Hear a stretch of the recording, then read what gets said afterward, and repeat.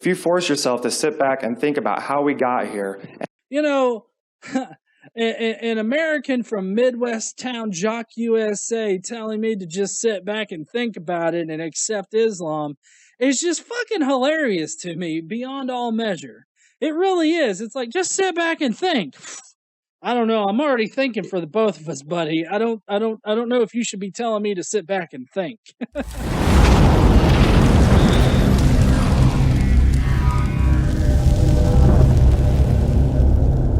What is up, heathens? How you guys doing? I'm doing pretty good tonight. I hope y'all are doing awesome. To introduce what we're actually talking about tonight, it's going to be, does God exist? And it's going to be coming from some Muslims.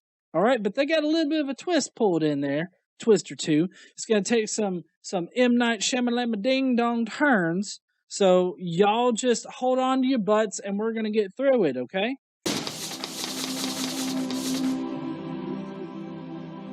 Let's do this, muzzy folk. There is nothing from human experience that can let us believe that something came from nothing. True. General experience usually doesn't, lend you to the type of thought process where you would get to something from nothing. But if you consider quantum mechanics into the equation, which, reality kind of does because it doesn't give a fuck what you think, you can definitely get something from nothing. Virtual particles exist, which pop in and out of existence. So, to say that, because it's not in our general experience means that it can't happen or that it doesn't happen. That's a fallacy of some sort. If you know the fallacy, please comment down below. Look at everything around you. Look at everything around you. Like, I fucking love that line, whether it's coming from a Muslim or it's coming from a Christian. Look at everything around you. It's like, motherfucker, I'm looking, but I'm still not seeing what you're talking about. Could you please, could you please lay down some more base there in order for me to actually figure some shit out? Where did it all come from? Where did it all come from? Allah's asshole. Imagine if we're traveling through the natural surroundings of the beautiful desert and we stumble across this mobile phone just lying there on the sand, and you ask yourself where it came from. Okay, I'm betting two possibilities here, and I would love to know your thoughts on where it possibly could have come from. Here are my two thoughts. One, Allah shit it out of his asshole and it dropped down to earth. Or two, Sharik dropped it on his way to the ISIS meeting. Someone tells you, take a look at the basic components of this mobile phone. You've got the outer plastic and you've got the silicon chips inside. Someone tells you plastic is produced from oil and the silicon is produced from sand. And it's then explained to you that over the course of millions... Okay, wait, this is another straw man. This is full of fucking straw mans tonight, because that's not just what a goddamn phone is made out. It's not just like you pour oil and fucking sand into a beaker and all of a sudden you can pull out a goddamn cell phone. You also have to consider, like, the metal components, the rare metals that go into it. It wouldn't just be sand and oil. You add a little bit of a battery in there and poof, you got you a Samsung Galaxy 8. Yeah, Casey is exactly right. It's exactly like me taking a huge bowl, putting all the sandwich material in it with a rib and expecting a woman to pop out. It's ridiculous. It doesn't make any kind of sense, and it's a straw man as to how it actually happens. Of years, the oil beneath the deserts caused to rise and merge with the sand, and through the heat of the sun and the heavy desert winds and strikes of lightning, these extraordinary events caused the creation of the mobile phone to occur. No, that's dumb as fuck to even suggest. It's also an equivalence fallacy, because that's not what astronomy or biology or any kind of fucking thing really works. It's an equivalence fallacy, because comparing oil mixing with sand and then having some kind of fucking wind for some reason, like what kind of thing does the wind play here? Like, does it mix it up or something? Like, does it mix the oil and the sand or whatnot? It's a spinner. They use fidget spinners to create sand. Didn't you know that? I don't know where the wind comes into this, but it's not comparable to evolution or astronomy or anything like that. Just like that. Ridiculous, right? And it's ridiculous because everything about this mobile phone points to a design. Well, yes, everything about the mobile phone points to as a designer because we know it was designed.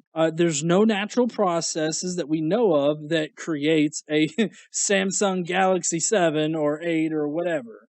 Okay, there's no natural process to it. Unless it's an Apple. If it's an iPhone, you basically shit gold and people will buy it. It's too perfectly shaped and formed, and its features are too sophisticated for it to have appeared so randomly. Only Earth sustains life as we know it. Whoa, where did they fucking get homeboy Midwest USA to convert to Islam here? God damn. He looked like he was the jock in like high school. And then after high school, he just fell in with the wrong crowd and was like, this Allah shit's got something to it. Only Earth sustains life as we know it today. Everything that we know about Earth suggests that it was created to support life. No, just because you perceive design does not mean that it was actually designed.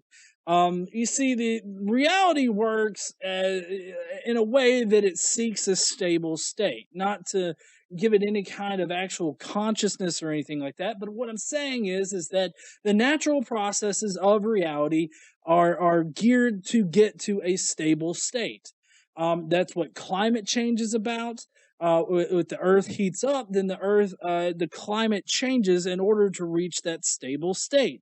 So just because you perceive it to be that way doesn't mean that there was an actual designer behind it. There are natural processes that can explain why the Earth exists as it is today. Really, all you got to do is Google it. I mean, I Googled and YouTubed the shit, and I was able to figure it out pretty quick. Yahoo Answers? We got to go into Yahoo Answers one time and look up, random shit. Random science shit.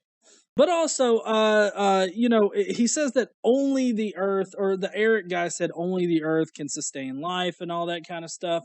But we've actually found potential planets outside of our solar system that can support life. And with the probability of having a planet that can support life being what it is, and the universe being as big as it is, then you could definitely have multiple, thousands of Earth-like planets out there in the Goldilocks zone and matching all of this shit. Not to mention the fact that he mentions how it's designed so that we can live here. But let's say conditions were different on the Earth for whatever the fuck reason. Not to say the conditions could be different, but if they were different, then life would have just evolved differently. We would have evolved in different ways, or we just wouldn't have evolved at all. There are plenty of planets out there that are just like that we can use as reference points to show people, look, this is what happens when life doesn't exist there. Oh, but look, here's what happens when life does. The size of the Earth is immense. No shit, buddy. Yet there it is floating in the universe orbiting the sun. All right, if it's orbiting the sun and it's moving in an elliptical orbit around the sun, fucker's not floating. Just saying, it's not floating, it's orbiting the sun. At the same time, it's tilting and spinning on its own axis. Okay. Thank you for the remedial science lesson about how the Earth moves. Just think, if the Earth was to go around the sun any faster, we could break out of orbit and all life would end as we spun off into the vast universe. Okay, so he's saying that the Earth is so perfectly in motion around the sun that if we were to go faster, we would just spin off the hinges or fly off the hinges or whatever and just go hurling into space. But that's not really possible. Not only if you think about how the Earth was formed in our solar system, it doesn't make sense for it to go any faster than it is going. Not to mention the fact that how orbits work. Orbits work in that the Earth is going at a certain velocity and it starts, going faster and faster, and then it falls back towards the object, being the sun, and then, so it slows down a little bit. So, I mean, it gets faster and it goes slower at various times in its orbit. So the whole notion that the Earth is at a constant velocity all the time is pretty fallacious, and so what he's talking about here really doesn't make sense. Not to mention the fact that there's no known natural thing in the universe that we know of that could actually propel the Earth out of its orbit. That would take so much force that there's literally nothing that could do it. Likewise, if we were to orbit slower, we would be drawn closer to the sun and burn up. Okay, so now he's talking about, well, what if the Earth stops? Then we're going to fall into the sun. Yeah, in like, what is that, 2 months? Yeah, it would take like 64 days for us to fall into the sun. Not that like if the Earth all of a sudden stopped in its orbit and started to fall, and we would just develop space shuttles to fly us to where the fuck ever. That's not how that would happen. But I mean, to suggest it would fall into the sun just like immediately is totally ridiculous. There is like literally nothing in this universe that could stop us dead in our tracks without destroying us and allow us to fall for 64 days into the sun. I think the best that you could hope for is a gradual slowing down of the Earth, but even then, I don't see how that's possible. Speaking of the Earth like falling into the sun, most of that fall is going to be covered in the last bit of the 64-day period. It exponentially increases as it gets closer to the sun because of how massive it is.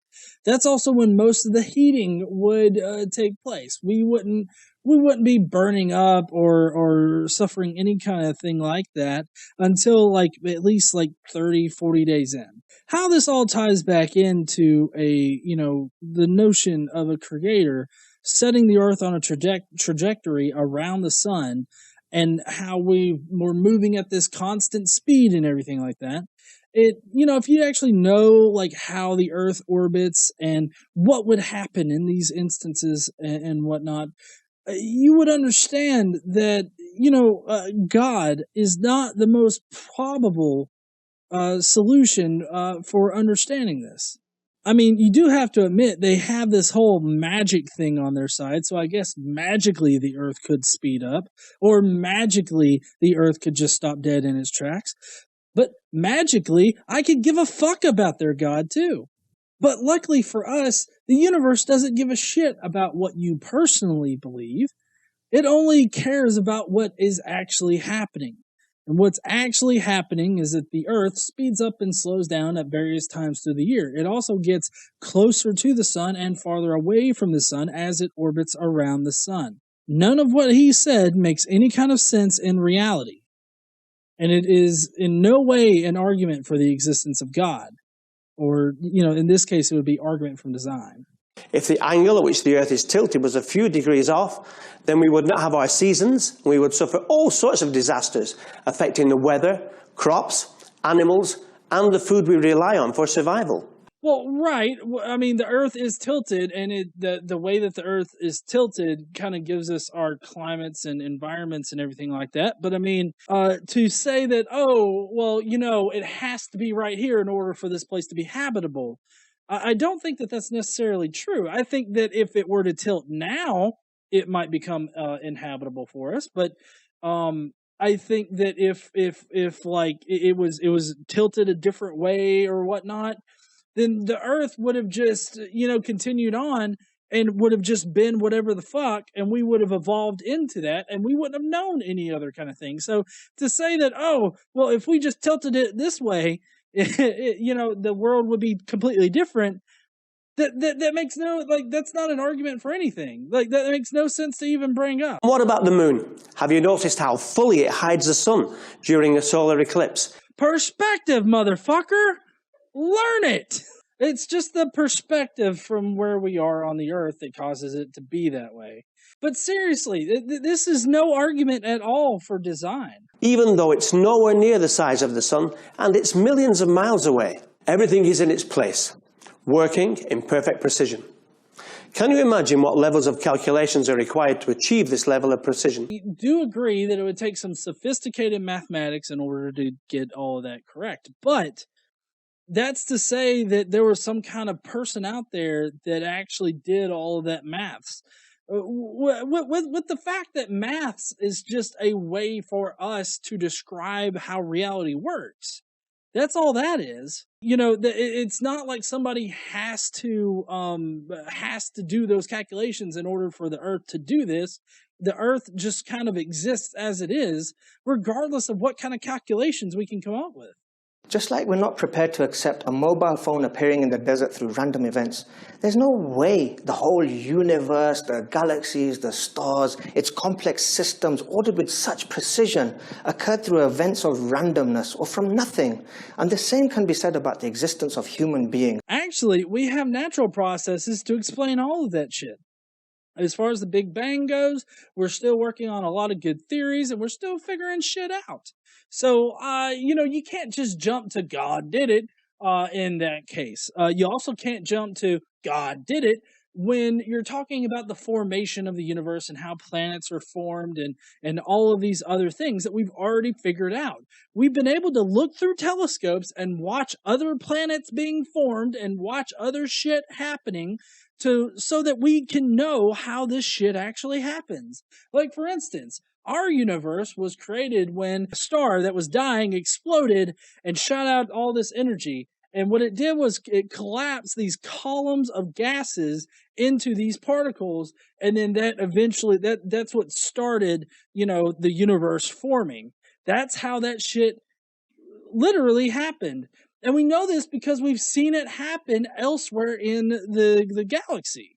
So, to say that it takes God to do all of that, we know that it doesn't because we've seen it happen without God being there. And this brings me to something that God says in his final revelation, where he says, "Were they created by nothing? Or were they themselves the creators? Or were they the creators of the heavens and the earth?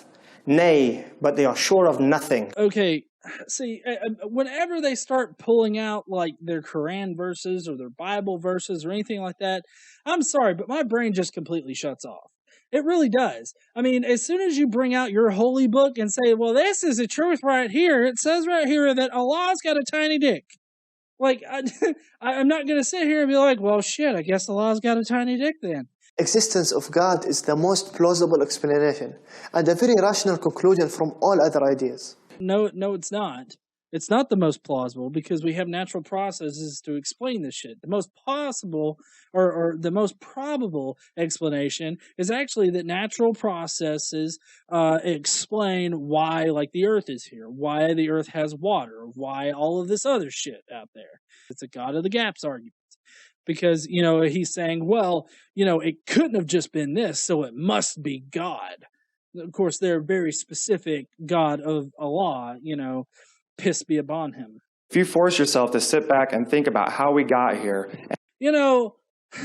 An American from Midwest town, Jock, USA, telling me to just sit back and think about it and accept Islam is just fucking hilarious to me beyond all measure. It really is. It's like, just sit back and think. I don't know. I'm already thinking for the both of us, buddy. I don't know if you should be telling me to sit back and think. And all the things that fit together just perfectly on our planet. It's just very incredible. No, it's not. Well, it is incredible. It is very special, but it's not magic and majestic like you want to make it out to be. It's, if our atmosphere was different, then we would have evolved differently, or what the fuck ever. So these kind of arguments just are not strong at all. They're very weak. And they just display how ignorant of science they really are. Just our atmosphere alone, the reason we can breathe is because the nitrogen and the carbon dioxide and the oxygen just fit together perfectly. All the things from all the different landscapes, from the mountains to the jungles, to the deserts, to the oceans, all the different kinds of animals and different kinds of fish. You just have to come to one conclusion, and the conclusion for me, and obviously many other people, is that there's one supreme being or supreme intelligence that created everything. And once you come to this conclusion, you have to believe that he controls everything. And for me, it's just very, very soothing and comforting knowing this. Oh, okay. So it's soothing and comforting for him to think Allah put all that shit in motion. It's very hard for him to consider the fact that we have biological explanations for evolution. We have explanations for why different environments exist. Like, we have scientific explanations for all of this. If you just actually take a second and you try to learn it, there are plenty of resources out there for you to go and find these very generalized descriptions of the science behind it. You don't have to be some kind of like genius person in order to understand why fucking environments exist, or how a fish evolved into whatever the fuck ugly thing it is now. Like, you don't have to be a genius in order to understand this shit. You just really got to sit down, look at the evidence of it, and understand the science. It's perfectly rational and reasonable to link what we see in the design and the reality of order with intelligence, power, and will. It proves the existence of an intelligent and creative being, and that can only be what we understand to be God. It's just so fucking ridiculous.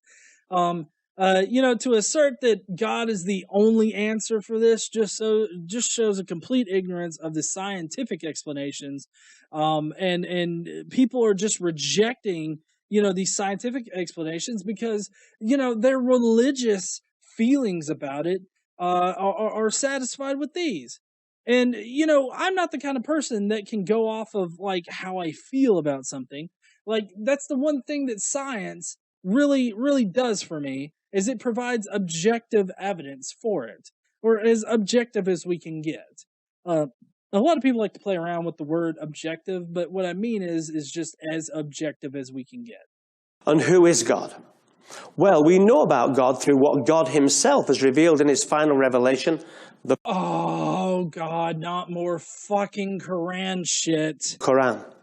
In it, God states, "Say, he is Allah, the One. Allah is the self-sufficient master upon whom all depend. He begets not, nor was he begotten, and there is none co-equal or comparable unto him." Well, right. That's what your book would say. But just because your book says it doesn't make it true. See, that's the difference between religion and fucking science, is that science can actually prove shit. Religion can't at all.